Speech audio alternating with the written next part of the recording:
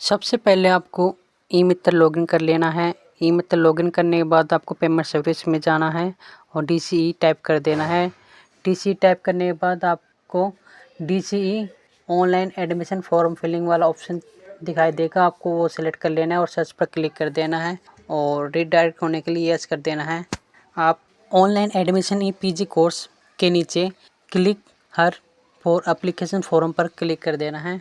Next window में आपको select course में MA का जो कोर्स करना चाहते हो, जो सब्जेक्ट आप चुनना चाहते हो वो सिलेक्ट करना है, डिस्ट्रिक्ट सेलेक्ट करनी है और सबमिट पर क्लिक कर देना है।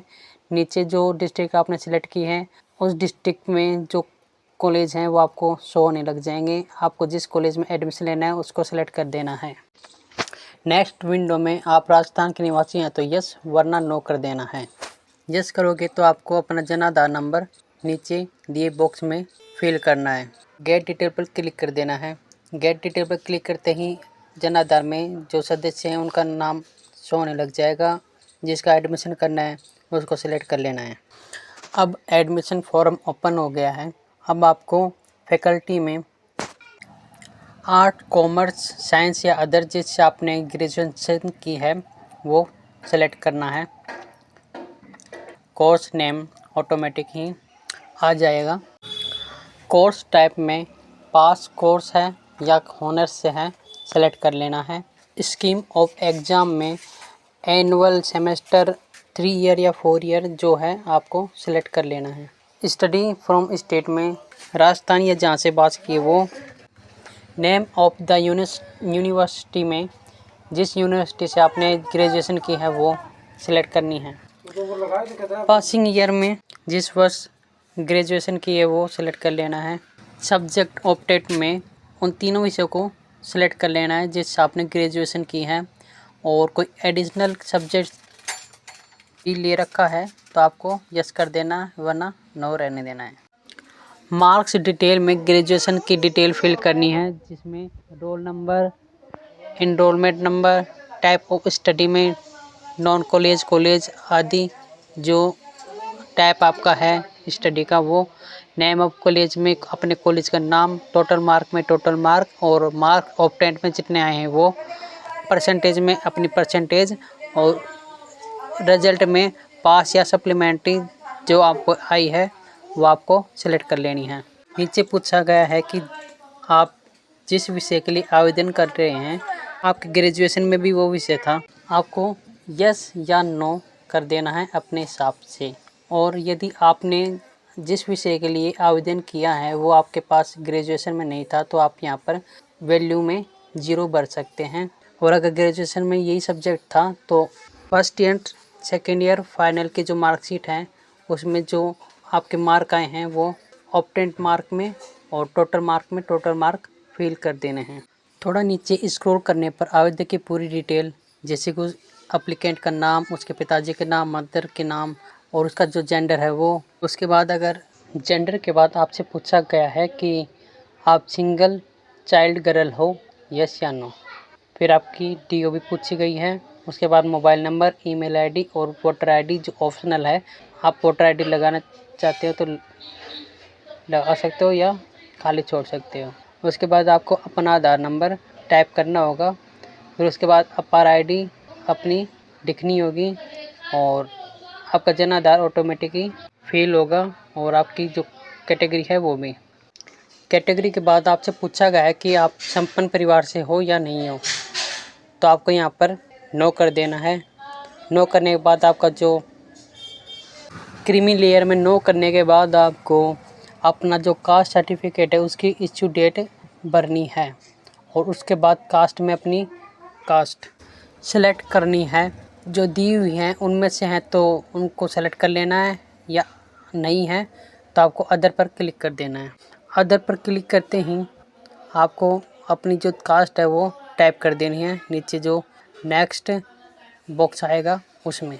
इतना करने के बाद आपको कुछ बातों का कंफर्मेशन देना होगा अकॉर्डिंग टू यू। अब जिसमें आपसे पूछा गया है कि आप दिव्यांग हो या नहीं हो, आप माइनॉरिटी से हो या नहीं हो।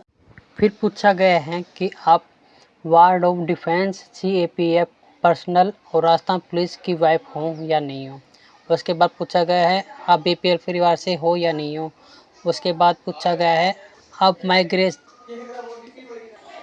Migration of Kashmiri valley and Kashmiri Pandit Kashmiri Hindu हो या नहीं हो। फिर पूछा गया है आप असम के निवासी हो। और उसके बाद पूछा गया है आप स्वयं ward of disease Rajasthan state government के एम्प्लॉय हो या नहीं हो, या एक्स एम्प्लॉय हो। उसके बाद पूछा गया है कि आपने कोरोना में अपने पिताजी, माताजी या हस्बैंड में से किसी को खोया है या नहीं खोया। और उसके बाद में आपसे पूछा गया है आप अल्पआय वर्ग या लघु सीमांत बटाईदार किसान और खेतीहार श्रमिक परिवार से हैं या नहीं हैं। इतना कंफर्मेशन आपको देना होगा यस या नो में। इसके बाद आपको अपना एड्रेस डिटेल फिल करना है, जिसमें आपको अपनी नेशनलिटी इंडियन हो या अदर हो सेलेक्ट करनी है। उसके बाद आपको आप राजस्थान के हो या नहीं हो वो सेलेक्ट करना है। और उसके बाद अपना जो प्रेजेंट एड्रेस है वो आपको फिल करना है। और आपका प्रेजेंट एड्रेस और परमानेंट एड्रेस सेम है तो आपको जो कॉपी दिख रहा है बीच में उस पर क्लिक कर देना है। आपकी प्रेजेंट एड्रेस की डिटेल ऑटोमेटिक ही परमानेंट एड्रेस में फिल हो जाएगी। नीचे आप बोनस मार्क के लिए दावा करना चाहते हो तो यस कर देना, वरना नो कर नीचे बढ़ जाना। नीचे आपको एजुकेशन बैकग्राउंड में अपनी सेकेंडरी और सीनियर सेकेंडरी की डिटेल फिल करनी है, जिसमें पहले आपको बोर्ड सेलेक्ट करना है जिस बोर्ड से आपने 12th और सीनियर सेकेंडरी पास की है। उसके बाद में अपनी सेकेंडरी और सीनियर सेकेंडरी के रोल नंबर फिल करने हैं। उसके बाद अपनी जो स्कूल है उसका नाम लिखना है। और उसके बाद आपको ईयर ऑफ पासिंग में किस साल आपने सेकेंडरी और सीनियर सेकेंडरी पास किए वो आपको सिलेक्ट करनी है। फैकल्टी में आपको केवल सीनियर सेकेंडरी वाले ऑप्शन में ही सेलेक्ट करना है, जिसमें आपको साइंस, कॉमर्स और आर्ट में से अपनी फैकल्टी चुननी है।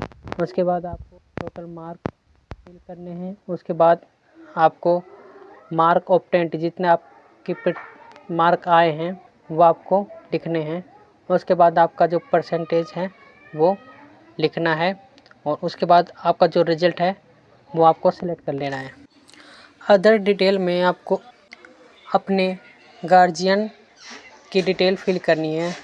इन्फॉर्मेशन अबाउट में आपको गार्डियन है या पेरेंट है आपको सेलेक्ट कर लेना है। उसके बाद आपको अपने पेरेंट या गार्डियन जो भी आपने सेलेक्ट किया उसका जो व्यापार है वो आपको सेलेक्ट कर लेना है। इनमें से है तो सेलेक्ट कर लेना है या अदर पर क्लिक कर देना है। उसके बाद अपने पेरेंट्स या गार्जियन का जो एड्रेस है व्यापार का वो आपको लिख देना है। उसके बाद आपको अपने पिताजी या माताजी या गार्जियंस का मोबाइल नंबर लिखना है। उसके बाद अगर उनका लैंडलाइन नंबर है तो वो लिख लेना है। उसके बाद अपनी फैमिली की जो एनुअल इनकम है आपको वो लिख देनी है। उसके बाद आपको इनकम स्टेटस ऑफ फैमिली में नॉन इनकम टैक्स पेयर हैं या टैक्स पेयर हैं आपको सेलेक्ट कर लेना है। नीचे give priority to the activities to be choose in the college, इस वाले ऑप्शन में आपको नीचे 2 एक्टिविटीज़ चूज करनी है दी हुई एक्टिविटीज़ में से जो आपको पसंद है उनमें से कोई एक। उसके बाद आपसे पूछा गया है आप कंसेशन चाहते हो पब्लिक ट्रांसपोर्ट में तो यस कर देना है, वरना नो कर आगे बढ़ जाना है। आगे आपको अपनी बैंक डिटेल फिल करनी है इन केस अगर फ़ीस रिफ़ंड होती है तो यहाँ पर आपको अपना बैंक अकाउंट नंबर, उसके बाद अपना नाम और उसके बाद नेम ऑफ बैंक अपने बैंक का नाम, उसके बाद अपनी ब्रांच का नाम और प्लेस लिख देना है। और उसके बाद आपको अपना ब्रांच का IFSC कोड टाइप कर देना है। बैंक अकाउंट डिटेल के बाद आपको अटैचमेंट वाला ऑप्शन दिखाई दे रहा है। यहाँ पर आपको फ़ोटो, हस्ताक्षर एवं निम्न मूल प्रमाण पत्रों की स्कैन कॉपी अपलोड करनी है जो सिर्फ JPG और JPEG फॉर्मेट में होनी चाहिए। एप्लीकेंट फ़ोटो की जो साइज़ है वो 100 KB और 150 KB के बीच में होनी चाहिए। एप्लीकेंट के जो सिग्नेचर हैं वो 50 KB और 100 KB के बीच में होने चाहिए। बैंक की पासबुक की साइज़ 250 KB और 500 KB के बीच में होनी चाहिए। और आपकी फर्स्ट ईयर की मार्कशीट, सेकेंड ईयर की मार्कशीट और थर्ड ईयर की मार्कशीट के भी साइज़ 250 KB और 500 KB के बीच में होनी चाहिए। आपका कैटेगरी कास्ट सर्टिफिकेट भी 250 और 500 KB के बीच में होना चाहिए। आपको ये सभी डॉक्यूमेंट्स अपलोड करने हैं एक एक करके। इसके लिए आपको चूज़ फाइल पर क्लिक करना है और जहाँ पर आपका डॉक्यूमेंट्स हैं वहाँ पर जाकर उसको सेलेक्ट कर लेना है। इतना कुछ करने के बाद आपको नीचे जो सजेक्शन में कोई सजेक्शन देना है तो लिख देना है, वरना नो थैंक्स करके आपको नीचे जो टिक मार्क दे रखा है वहाँ पर टिक मार्क लगा देना है कि मैं आपकी सभी शर्तों से सहमत हूँ, और फिर नीचे सबमिट पर क्लिक कर देना है। सबमिट करते ही आपके द्वारा जो आवेदन किया गया है उसका प्रीव्यू शो होने लग जाएगा। उसमें आपकी सभी डिटेल आपको शो होंगी जो अभी आपने फिल की हैं। आपने जो जो डॉक्यूमेंट्स अपलोड किए हैं वो भी आपको शो होने लग जाएंगे।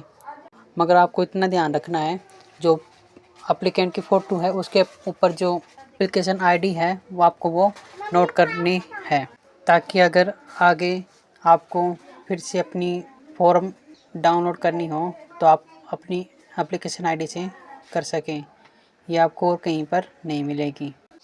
आपको पूरी डिटेल वापस से चेक कर लेनी है, और कोई त्रुटि रह गई है तो आवेदन की अंतिम तिथि से पहले आप उसमें एडिटिंग कर सकते हैं। पूरी डिटेल चेक करने के बाद आपको प्रिंट पर क्लिक कर देना है और आपका जो फॉर्म है आपको वो प्रिंट कर लेना है। साथ ही में आपको ई मित्रा पर जाना है, वहाँ पर आपको ट्रांजैक्शन हिस्ट्री में जाकर आपको इसकी रिसिप्ट डाउनलोड कर लेनी है और प्रिंट करके फॉर्म के साथ अटैच कर देनी है। यहाँ पर 50 रुपये का चालान कटेगा आपका।